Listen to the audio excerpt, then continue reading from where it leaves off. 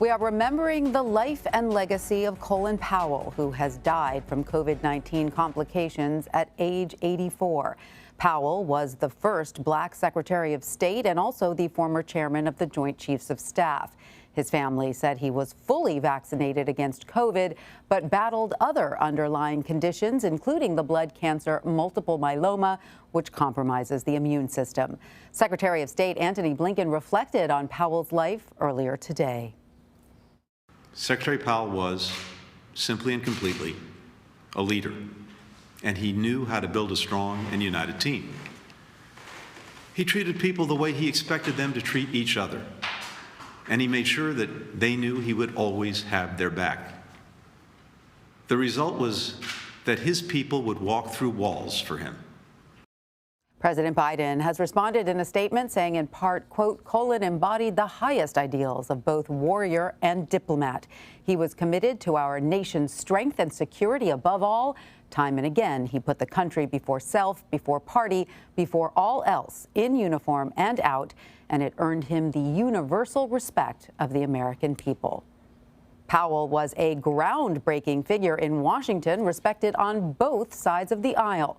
CBS News correspondent Meg Oliver has a look back at his life and legacy.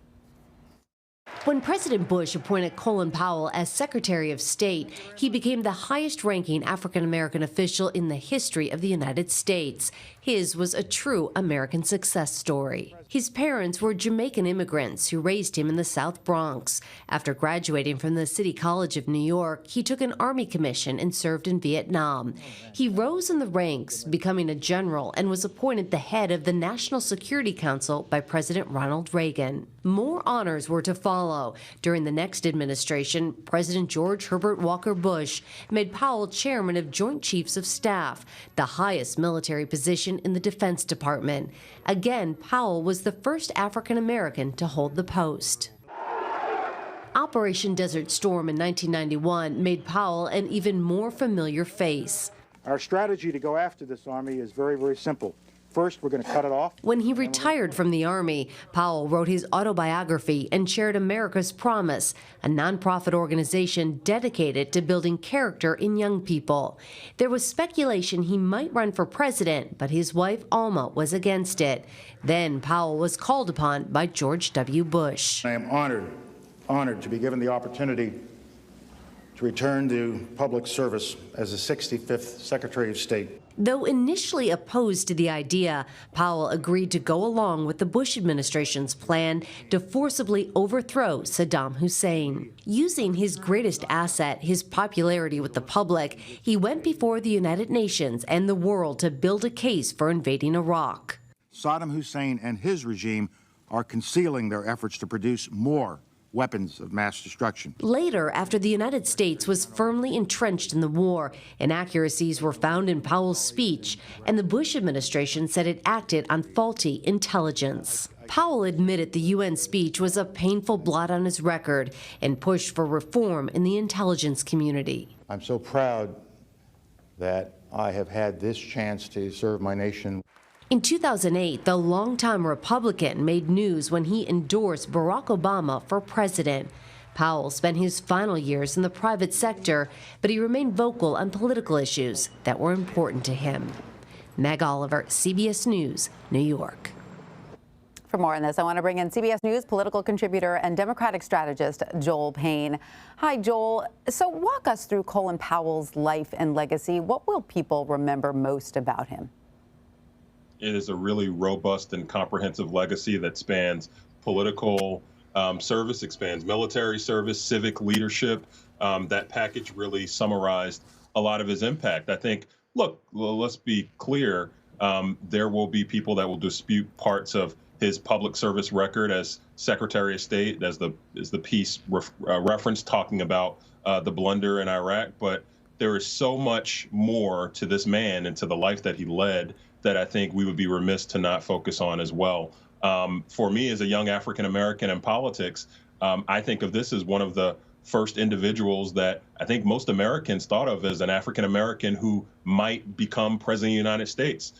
In my childhood and early years in politics, that was something that was very much rumored and thought to be a reality that could be realized through the person of Colin Powell, that he could be the first African-American president. And I think that just signifies the stature of the man, the fact that he had the kind of universal respect and admiration across the country. So it's a really full, robust legacy, and it's quite a life he lived. And to your point, Joel, he was someone who was greatly respected on both sides of the aisle in Washington. It's not always easy to navigate this, but he was able to do it. How did he do that? Well, I think he did it by staying true and adhering to the principles that he wrote about, he talked about a lot.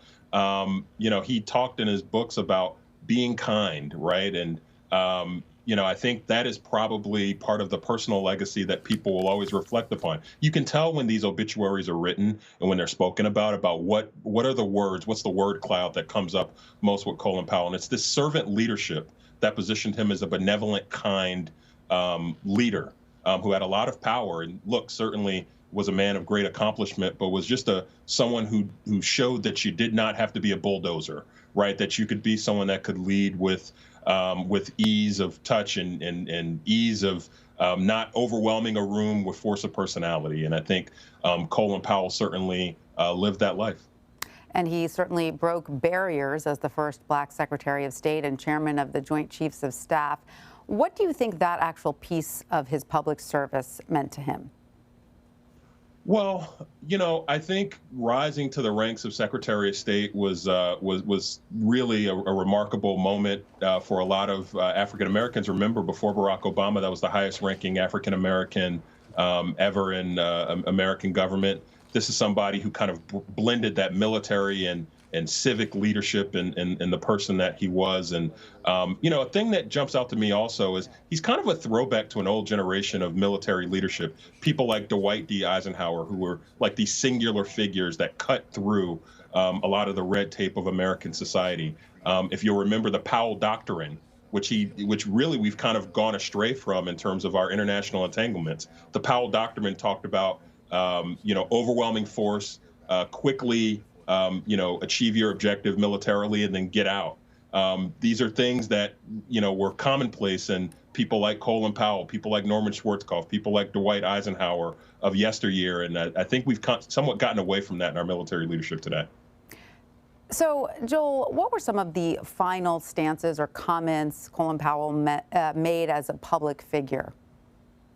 Well, there's a remarkable Sunday morning interview he did, I believe it was in 2007, when he decided to endorse Barack Obama, or sorry, 2008, when he decided to endorse Barack Obama.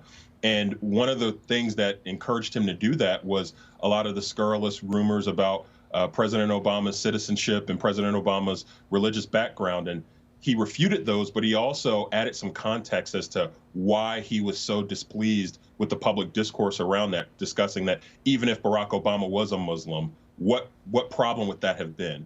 And I think that is what I think about as somebody. Certainly, look, I'm a partisan. I come from a Democratic background, but I'm an American first, right? And I'm somebody who has devoted my life to public service. And I think really trying to add some context to that public discourse around President Obama, I think will be a part of his legacy as well. And it really, for a lot of Americans, that was one of the last times a lot of folks really heard from him. But in the private sector as well, some of the work that he did through his nonprofit, America's Promise, will certainly live on beyond him as well. Joel Payne, thank you so much. A great man. He will surely be missed.